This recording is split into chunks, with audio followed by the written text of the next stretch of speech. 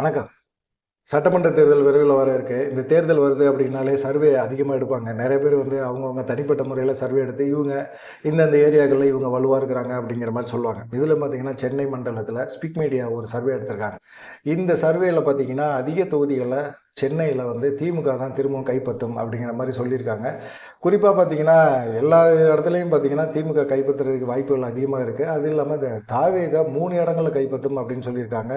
அதிமுக 3வது இடத்துக்கு தான் போகும் அப்படிங்கிற மாரி சொல்லியிருக்காங்க. நெறைய விஷயங்கள்ல, நெறைய இடங்கள்ல அதிமுக ரொம்ப பின்தங்கி இருக்கு சென்னைய பொறுத்தவரைக்கும் அப்படின்னு சொல்லியிருக்காங்க. குறிப்பா பார்த்தீங்கன்னா, மதுரவாயல், மாதவரம், திருவொற்றியூர், ஆர்கே நகர், கொளத்தூர், வில்லிவாக்கம், திருவிக நகர், எழும்பூர், துறைமுகம் இந்த 9 தொகுதியிலயும் கிட்டத்தட்ட திமுக வெல்ல வாய்ப்பு இருக்கு அப்படின்னு சொல்றாங்க. துறைமுகம் தொகுதி வந்து சேகர் பாபு போட்டி போடுவார்ன்னு நினைக்கிறேன். அவர் வந்து வெற்றி பெறதுக்கு வாய்ப்புகள் அதிகமாக இருக்கு அப்படின்னு சொல்றாங்க.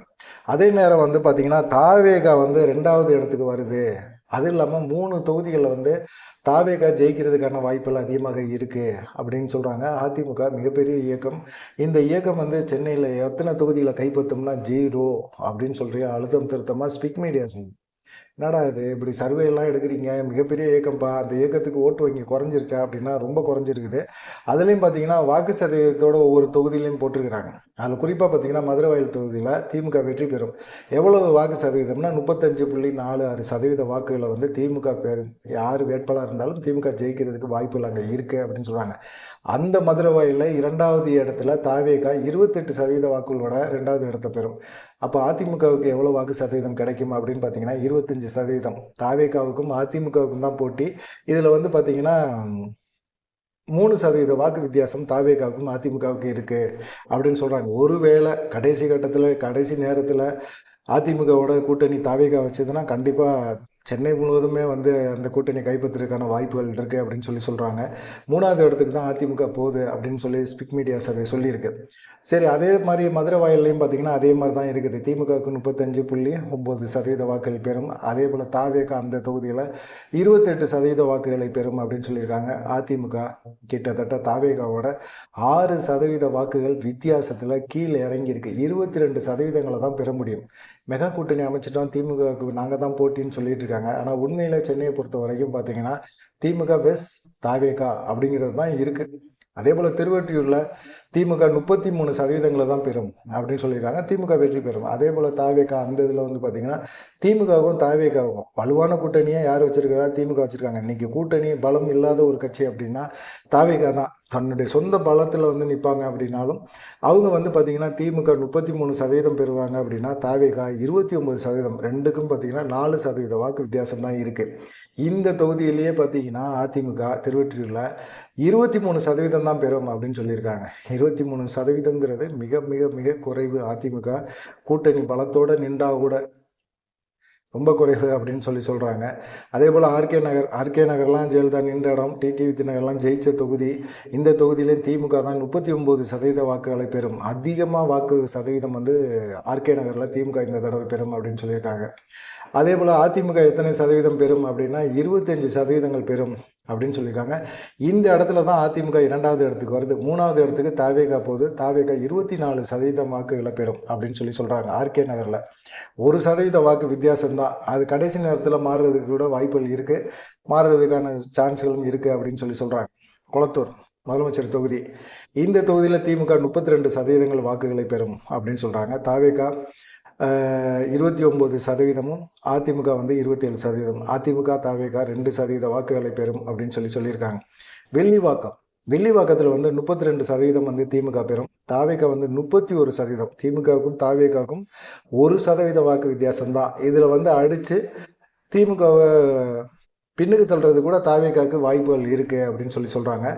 அதிமுகவுக்கு 24%. தாவேகாவோட கம்பேர் பண்ணும்போது பார்த்தீங்கன்னா கிட்டத்தட்ட 7% வாக்குகள் வந்து வித்தியாசத்தில் இருக்கிறாங்க அப்படின்னு சொல்கிறாங்க. திருவிக நகரில் வந்து திமுக ரொம்ப மெஜாரிட்டியில் ஜெயிப்பாங்க அப்படின்னு சொல்கிறாங்க. 44%. தாவேகா 24% தான். அதிமுகவுக்கும் அவங்களுக்கும் அதிமுக 23%, தாவேகா அதிமுக 1% வாக்கு வித்தியாசம்.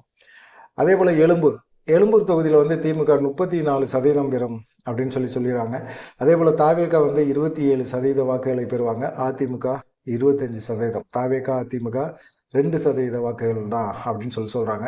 துறைமுகம் தொகுதி, துறைமுகம் அப்படின்னா திமுக வந்து மெஜாரிட்டியாக 35% வாக்குகளை பெறும் அப்படிங்கிறதை, தாவேகா வந்து 29%, அதிமுக 25%. இந்த தொகுதிகள் எல்லாமே திமுக வெற்றி பெறக்கூடிய தொகுதிகள். இந்த தொகுதிகளில் அதிமுக தாவேகாவுக்கு வாக்கு வித்தியாசங்களை பார்த்தீங்கன்னா ரொம்ப ரொம்ப பின்னடைவில் அதிமுக இருக்குது. தாவேகா எந்த விதமான கூட்டணியும் இல்லை, எந்த கட்சியோடும் இதுவும் இல்லை, ஆனாலும் பார்த்தீங்கன்னா அவங்க முன்னணியில் இருக்கிறாங்க அப்படிங்கிற மாதிரி சொல்கிறாங்க.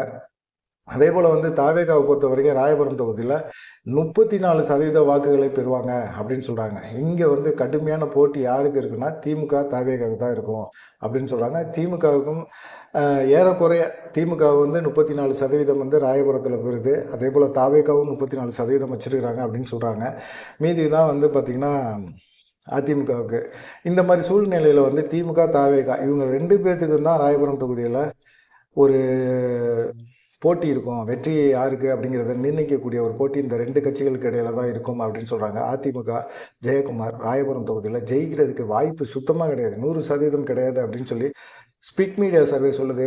சர்வேலாம் அப்படி தான் சொல்லுவானுங்க, அவனுங்க இஷ்டத்துக்கு பேசுவானுங்க, அதெல்லாம் வந்து வாய்ப்பே கிடையாது அப்படிங்கிற மாதிரி சொல்கிறாங்க. ஆனால் பார்த்தீங்கன்னா அம்பத்தூர் அதே போல் பெரம்பலூர் தொகுதியில் வந்து குறைஞ்ச வாக்கு வித்தியாசத்தில் தாவேகா ஜெயிக்கிறதுக்கு வாய்ப்பு இருக்குது. இந்த இடத்துல திமுக கொஞ்சம் ஃபீல்டு ஒர்க்கு பண்ணாங்க அப்படின்னா கண்டிப்பாக வந்து அவங்களும் வெற்றி பெறுவதற்கான வாய்ப்புகள் இருக்குது. ஆனால் அம்பத்தூர், பெரம்பூர் இந்த தொகுதிகளையும் சரி, ராயபுரம் தொகுதியிலும் சரி தாவேகா வெற்றி பெறும் அப்படின்னு சொல்கிறாங்க. போச்சா ஜெயக்குமாருக்கு? இப்போ வந்து என்ன செய்வார் ஜெயக்குமார்? இப்போ வந்து பாஜகவோட கூட்டணி வச்சனால தான் திரும்பவும் நாங்கள் தோற்றோம் அப்படின்னு சொல்லி ஒரு ஆர்கியூமெண்ட்டை வைப்பார். வச்சு என்ன பண்ண போவீங்க? வச்சு செய்கிறதுக்கு ஒன்றும் இல்லையே. ஏன் கூட்டணி வச்சிங்கன்னு எடப்பாடி பழனிசாமிகிட்ட கேட்கணும். எடப்பாடி பழனிசாமிகிட்ட கேட்குற தைரியம் கிடையாது. கேட்குறவங்கள கட்சியை விட்டு நிப்பாட்டுறாரு, அந்த பயமும் இருக்குது. ராயபுரத்தில் திரும்பவும் போட்டி போடாதீங்க, வேற எங்கிட்டாவது போட்டி போடுங்க அப்படின்னு சொன்னால் 25 வருஷமாக நான் ஜெயிச்சிக்கிட்டு இருக்கேன், இந்த மக்கள் என்னை திரும்பவும் ஏமாற்ற போகிறாங்களா அப்படின்னு கேட்டிங்கன்னா கண்டிப்பாக இந்த தடவையும் ஏமாற தான் போகிறாரு ஜெயக்குமார். ஏன்னா கண்டிப்பாக வந்து ராயபுரம் தொகுதியில் அவர் போட்டி போட்டார் அப்படின்னா கண்டிப்பாக அவர் ஜெயிக்கிறதுக்கு வாய்ப்பே கிடையாது அப்படின்னு சொல்கிறாங்க. குறிப்பாக பார்த்திங்கன்னா சென்னையில், வட சென்னை பகுதியில், வடக்கு சென்னையில் எந்த ஒரு தொகுதியிலையுமே அதிமுக வெற்றி பெறுறதுக்கு வாய்ப்பே இல்லை அப்படிங்கிற மாதிரி சொல்கிறாங்க. நிறைய இடங்கள் அதிமுக 3வது இடத்துல தான் இருக்குது, தாவேகா தான் 2வது இடத்துக்கு போயிட்டுருக்குது. தாவேகாவுக்கும் திமுகவுக்கும் தான் சென்னையை பொறுத்த வரைக்கும் மிகப்பெரிய ஒரு டஃப் இருக்குது அப்படின்னு ஸ்பிக் மீடியா சர்வே சொல்கிறாங்க. உண்மையாக இருக்கிறதுக்கு வாய்ப்புகள் இருக்குது. ஏன்னா சிட்டி ஃபுல்லாக பார்த்திங்கன்னா விஜய்க்கு ரொம்ப மாசு இருக்குது. அந்த மாசு இன்னும் கூட்டணி பலத்தோடு சேரும்போது பார்த்திங்கன்னா இன்னும் கூட்டணி அதிகமாகும். கூட்டணி பலத்தோடு நின்றாங்க அப்படின்னா திமுகவே நிறைய இடங்களில் கார்னர் பண்ணி ஜெயிக்கிறதுக்கு வாய்ப்புகள் இருக்குது அப்படின்னு சொல்கிறாங்க. வாக்கு வித்தியாசம் திமுகவுக்கும் தாவேகாவுக்கும் தான் கொஞ்சம் வேறுபாடு இருக்குது.